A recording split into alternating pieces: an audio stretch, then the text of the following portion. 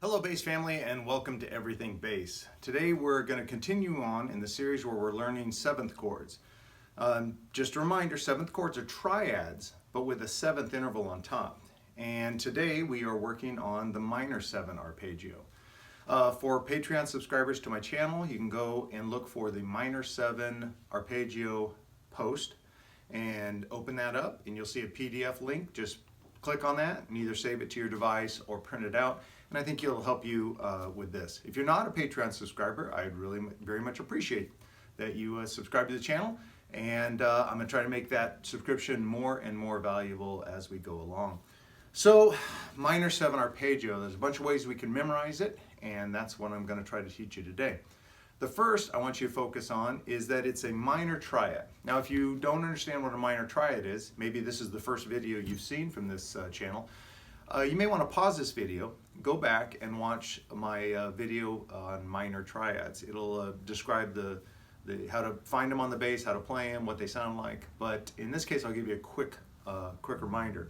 So we're going to start with C, 3rd fret on the A string, and the minor triad is a C, an E flat on the same string as the C, a G on the 5th fret on the D string, and that is the C minor triad. Now on that, to make it a C minor 7 chord, we have to add a 7, but not a major 7, we add the minor 7. And for those of you who went through the Understanding Interval series, you know that the minor 7 is on the same fret as the root, but you skip a string. So in this case, the 3rd fret on the G string. So we've got the C, E flat, the G, the B flat, and the C. So that is a C minor 7 arpeggio.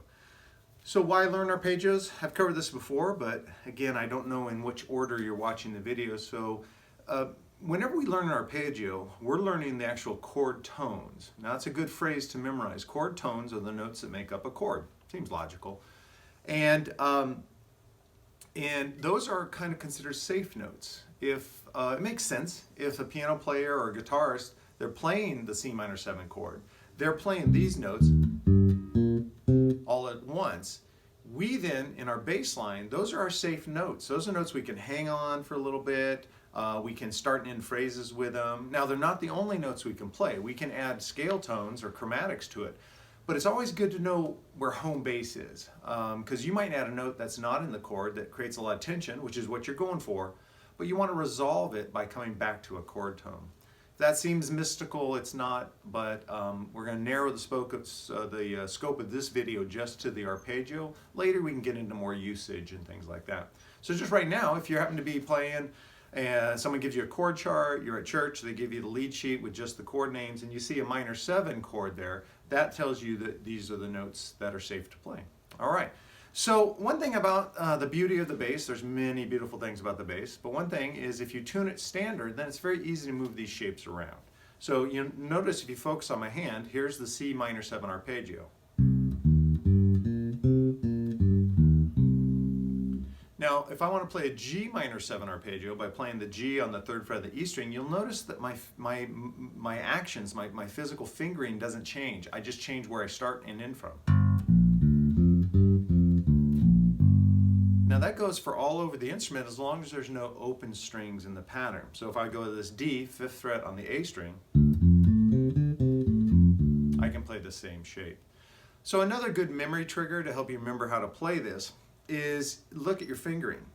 If you use the classical 1 finger per fret approach, you've got index, pinky, ring, index, ring. Now you notice, never use my middle finger. That makes it that separates it from some of the other arpeggios and gives you yet another way to kind of recall it if you're having trouble remembering it. So index, pinky, ring, index, ring. And that gets you another way to remember it. And of course, we already went through the intervals. You know, it's got a root, a minor 3rd, perfect 5th, minor 7, and an octave. That's yet another way to remember it. Now, what happens if we have an open, like we want to use the open E? Then you just need to kind of be able to visualize it. It's a little easier than when I showed you how to play the major 7 arpeggio with an open string as the tonic. But in this case, this is pretty easy because you could actually fake it out. If you, like the open E, if you were to pretend to fret it like you would when we fretted the C and just kind of put your finger here, that represents the root, and then the fingering makes sense. It's like open, pinky.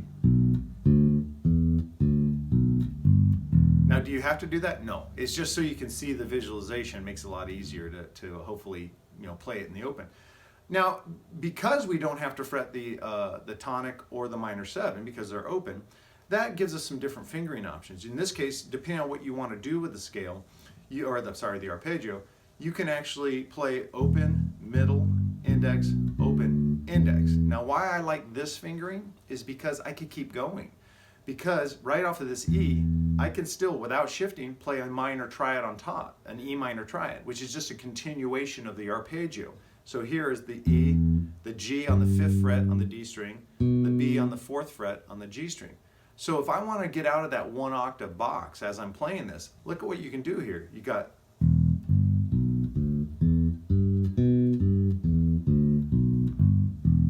all those notes are available and pretty easy to memorize. Now with the E minor, of course we can really pretty much just go here. Although look at, you can put the minor 3rd, you can pretend you're starting the A minor triad again by just playing the C here. And at least you get one more note.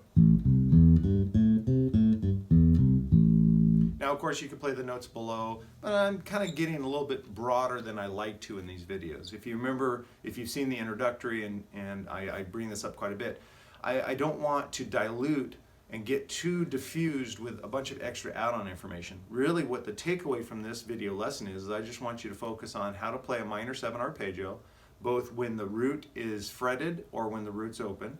And I want you to get it in your ear, so play with the amp on so you can hear what it sounds like. And most of all, I'd love for you to create with this one. This one's a really cool arpeggio, and I've created a lot of bass lines just with it, not adding any other tones in, other than the chord tones. And if you look at it, like we look at the C minor 7 arpeggio, it's 1 note shy of the C minor pentatonic scale. The C minor pentatonic adds the F in. The minor 7 arpeggio doesn't have the F.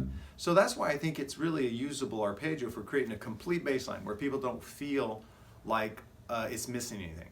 Now, why would I create a bass line in a band and not use a full scale?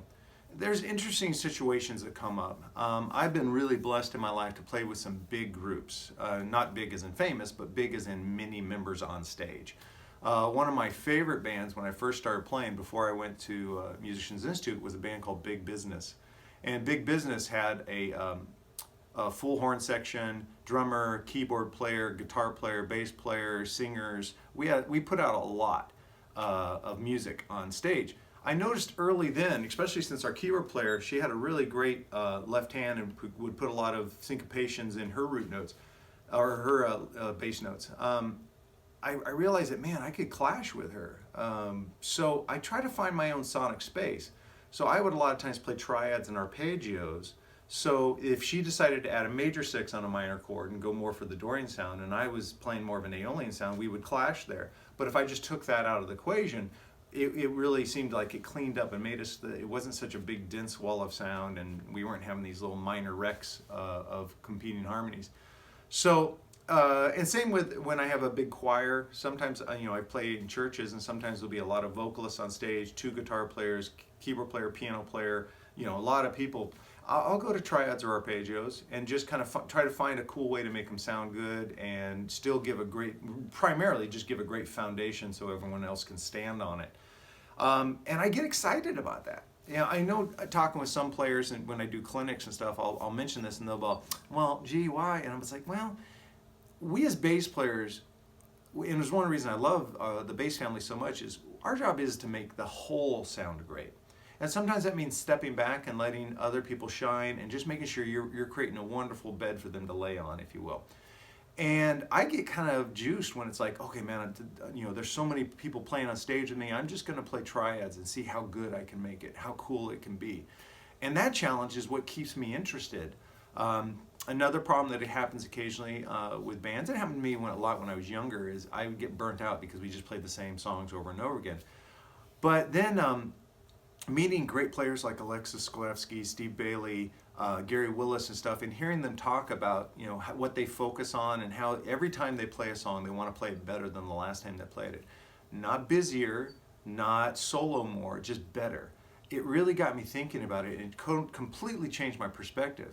I don't really get burnt out on bands that have a set playlist, or, you know, if we play the same song many days in a row, because I'm always looking for, oh man, okay, now I'm going to listen to the hi-hat work the drummer's doing and see what I can do to either get out of the way or make it better, things like that. So that's where arpeggios can really come into your playing and add so much. And if you're a nervous player, if you're just starting your journey and you want to start jamming people, but you're a little timid, you don't want to try to add too many chromatic notes or things like that, man, just lay on the arpeggios. I could go on for story after story about how many times I did arpeggios because I was lost in the gig, or the tempos were so high and I was just like freaked out, and so I went back to arpeggios. And later having the band director say, "Man, that was so awesome how you played," and I'm thinking, "Oh, if you only knew." That was survival bass playing right there. Okay, so minor 7 arpeggios. Just practice them, get them under your fingers, get them in your ears, and see how it adds to your musicality. It just can't help but add to your musicality. I always want bass players to make decisions consciously, not by accident. But when I was self-taught, I would sometimes find these patterns and go, wow, that was cool, but to find them, I laid a lot of eggs on stage. So here's a chance for you to really kind of come at your improvisation, come at jamming with people, come at playing charts from a more knowledgeable and less risky approach.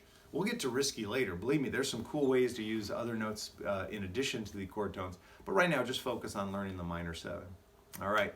So today, my encore item is a strange little bit of, you might not expect, but it's highlighters. Oops, sorry about that.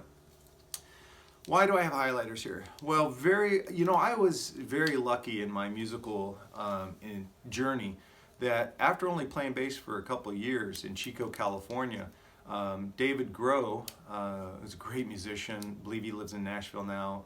Amazing singer, amazing songwriter, amazing producer, engineer. He was just starting his journey, and he owned a recording studio. And so he quickly, kind of came to some of our gigs. We talked, and he asked me if I'd come up and do some sessions with him. And that was kind of overwhelming for me. But I jumped in, always say yes, and then just work hard to make it worth everyone's while. But I learned right away when given charts, or even in live performances, I would play with some orchestras and large choirs, and they would give me the charts, is that it really helped to have some highlighters in your gig bag. And what I use these for on charts is I'll use pink always to mark out my directionals, repeat signs, DS alfines, DS al codas, the codas themselves.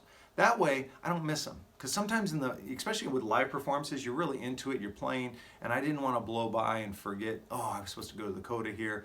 Plus the codas, the coloring helps me find the codas. If there's multiple codas, you may want to look at maybe using other highlighters to show different codas so you don't get them confused. But primarily I would always do directionals with pink.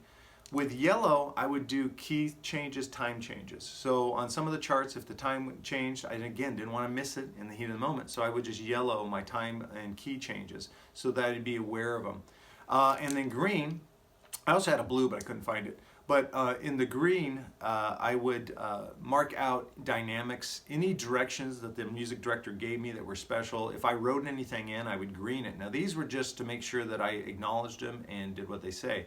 You can come up with your own color coding, but I would encourage you, once you stick with it, like once you create it, stick with it. Because there's so many things when you're doing sessions, there's so many things to be cognizant of. You don't want to remember, oh yeah, today I did directionals with green. You always want your directionals to be one color that you can focus on. These are super cheap. They really can help you have a better gig, and which will lead to more gigs. And just throw them in. They don't take any space in your gig bag. So throw them in your gig bag, or I have actually a separate bag that I take on all my gigs that has tools if I need to do repairs, a backup for everything, string stuff. I'm going to get into that in the future because people have been asking me at clinics about that. But highlighters, how simple is that? You can actually get them today, throw them in your gig bag, always have them with you, and you'll find that they'll just make a chart a lot more accessible. Along with this, keep a pencil and a pen maybe. Lastly, and this has only bitten me in the butt once, but ask, out of courtesy, as they get your charts, ask if you can mark them up. There's only one time that I didn't, or there's only one time ever the guy didn't want me to, and I should have asked. You figure out what happened. Not happy. I don't know why he would give me a chart he didn't want me to mark up, but that's neither here nor there. So, so highlighters, minor 7 arpeggio, boom, like that. Hopefully you can add both these things to your bass playing and have better experiences and create better music. I really, really appreciate you guys coming by, checking out the video. We're up, our subscriptions to the YouTube channel are growing and growing, and that makes me so happy. So if you haven't subscribed yet, the subscription to the YouTube channel, absolutely free. If you just don't mind going down, right, you see it? It's right over there. Yep, that's the one. If you can click on that subscribe button, then you're subscribed to the channel, you'll be notified every time. Well, actually, if you click on the bell icon, you'll be sure to be notified every time I upload videos. And I'm trying to do this every weekend, so you hopefully every weekend have a new set of videos to practice. And of course, I mentioned it earlier, but if you go to patreon.com/everythingbass, you can actually subscribe for a very low fee monthly and get access to all my printed materials. So if you're someone who's just having a hard time finding a private instructor, you can't afford a private instructor, for only, currently at the time of this recording, there's just one tier that you can subscribe to. It's $8 a month. If you subscribe to that, you'll get access to all the videos I've shot and ones I'll shoot in the future, and all the materials, I should say. You're accessing the video right now.